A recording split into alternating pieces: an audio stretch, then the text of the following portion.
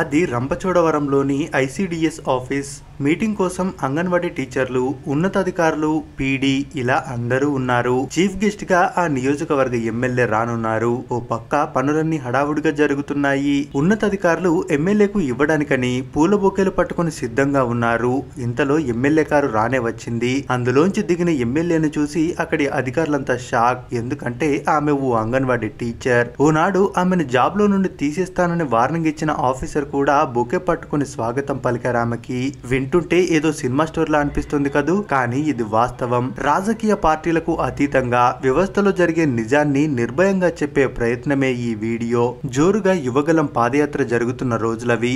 ఈ క్రమంలో అక్కడికి వచ్చిన నారా లోకేష్ ని కలిసిందో అంగన్వాడీ టీచర్. అన్నా, రాజకీయాల్లోకి రావాలనుంది, అవకాశం ఇస్తారా అని అడిగింది. ఎందుకమ్మా అని అడిగితే, అన్నా, ప్రభుత్వాలు మారుతున్నాయి కానీ మా అంగన్వాడీల సమస్యలు మాత్రం ఎవరూ పరిష్కరించడం లేదు, వారి తరపున నేను పోరాడతానన్నా అని ధైర్యంగా చెప్పిందామె. లోకేష్ నవ్వేసి అక్కడి నుండి వెళ్లిపోయాడు. సరిగ్గా ఎలక్షన్స్ దగ్గర పడుతున్న టైంలో ఆమె ఇంటి తలుపు తట్టి చేతికి బీఫామ్ ఇచ్చేశారు. అధిష్టానం పెట్టుకున్న నమ్మకాన్ని వమ్ము చేయకుండా వైసీపీకి కంచుకోటగా ఉన్న రంపచోడవరంలో టీడీపీ జెండా ఎగరవేశారామె. ఇక ఆమె అసెంబ్లీలో ఎమ్మెల్యేగా ప్రమాణ స్వీకారం చేస్తున్నప్పుడు చంద్రబాబు, పవన్ కళ్యాణ్ సైతం ఆమె స్టోరీ విని ఆశ్చర్యపోయారు. ఎందుకంటే ఆమె 5 నెలల కిందట ఓ మామూలు అంగన్వాడీ కార్యకర్త, ఇప్పుడు చట్టసభల్లో ఎమ్మెల్యేగా అడుగుపెట్టారు. ఇంతకీ ఎవరా ఎమ్మెల్యే? పోటీ చేసిన మొదటిసారే అసెంబ్లీలో అడుగుపెట్టిన ఆ లక్కీ పర్సన్ ఎవరు అనేది ఈ రోజు వీడియోలో చూద్దాం. ఆ ఎమ్మెల్యే పేరే మిరియాల శిరీషాదేవి.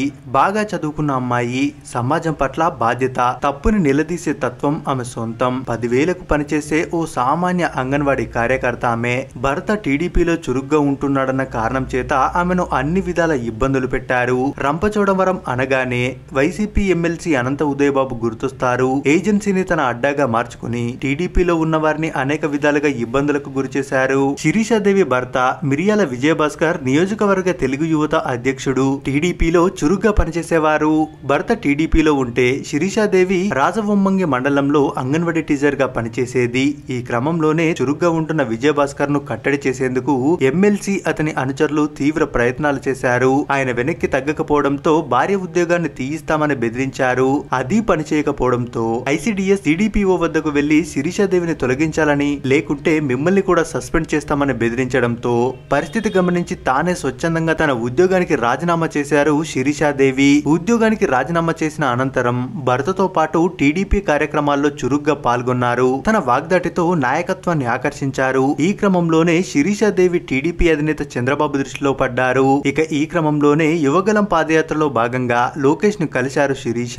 అన్నా, రాజకీయాల్లోకి రావాలనుంది, అవకాశం ఇవ్వండి అన్నా అని అడిగారు. పార్టీలో ఎంతో మంది సీనియర్లు ఉన్నారు కదమ్మా, నీకెందుకు అవకాశం ఇవ్వాలో చెప్పమ్మా అని అడిగితే, అన్న, అంగన్వాడీల గోడు వినేవాళ్ళు ఎవరూ లేరు, వారి తరపున అసెంబ్లీలో నా గలం వినిపిస్తాను. పేదల కష్టాలు చూసిన దాన్ని, వాళ్ళ కష్టాలను కన్నీళ్లను తుడిచి భరోసా ఇచ్చే అవకాశం ఇవ్వండన్నా అంది. ఆమె మాటలకు ఫిదా అయిన లోకేష్ నవ్వేసి ఆశీర్వదించి అక్కడి నుండి వెళ్లిపోయారు. ఈ ఘటన పార్టీ క్యాడర్ లో ఉన్నవారు, ఆ రోజు అక్కడికి వచ్చిన వారు అప్పుడే మరిచిపోయారు. మనలాంటి లీడర్లు టీడీపీలో లక్షల మంది ఉన్నారు, ఎంతో మంది సీనియర్లు ఉన్నారు కదా, నాకు అవకాశం రాదులే అనుకుంది శిరీష.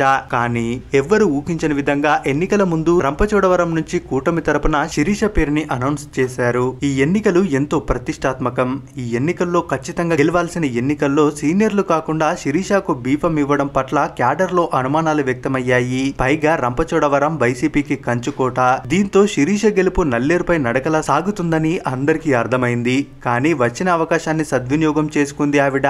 వైసీపీ సర్కారు చేసిన అవినీతిని, అక్రమాలను, అంగన్వాడీల సమస్యలపైన ప్రచారం చేసి ప్రజల్లో తనదైన మార్కు వేసుకోగలిగింది. అందుకే ప్రత్యర్థి సిట్టింగ్ ఎమ్మెల్యే నాగులపల్లి ధనలక్ష్మిపై 9,139 ఓట్ల మెజారిటీతో గెలుపొంది 20 ఏళ్ల అతి చిన్న వయసులో అసెంబ్లీలోకి అడుగుపెట్టారు శిరీషాదేవి. ఇప్పటి వరకు ఈ నియోజకవర్గంలో టీడీపీ గెలిచిన దాఖలాలు లేవు. 2019 నుంచి 2014 వరకు వైసీపీ అభ్యర్థులే గెలుపొందారు. ఈసారి కూడా ఈ నియోజకవర్గం వైసీపీ గెలిచేదే అని అంతా భావించారు. అయితే అందరి అంచనాలను తారుమారు చేస్తూ మిరియాల శిరీషాదేవి టీడీపీ కూటమి అభ్యర్థిగా గెలిచి సత్తా చాటించారు. ఎమ్మెల్యేగా గెలిచినా సరే ఎక్కడ ఆ గర్వం కనిపించదామెలో. ఎక్కడికైనా వెళ్లాలంటే ఎక్కువగా ఆటోలోనే ప్రయాణిస్తారు.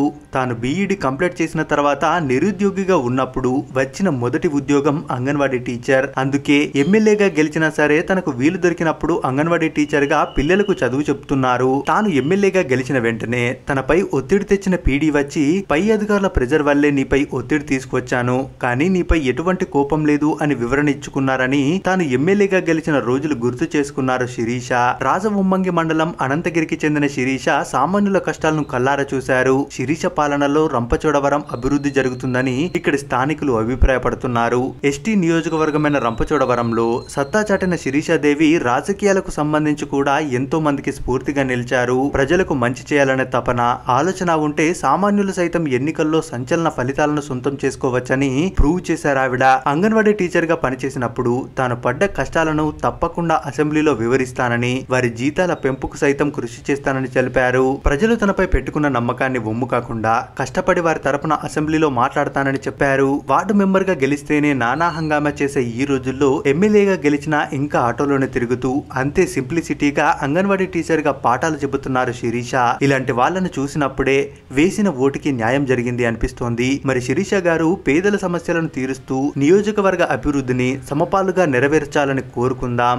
మరి ఈ వీడియోపై మీరేమనుకుంటున్నారో మీ అభిప్రాయాన్ని కామెంట్స్ రూపంలో తెలియజేయండి. మరిన్ని ఇలాంటి వీడియోస్ కోసం మన ఛానల్ ని తప్పక సబ్స్క్రైబ్ చేసుకోండి.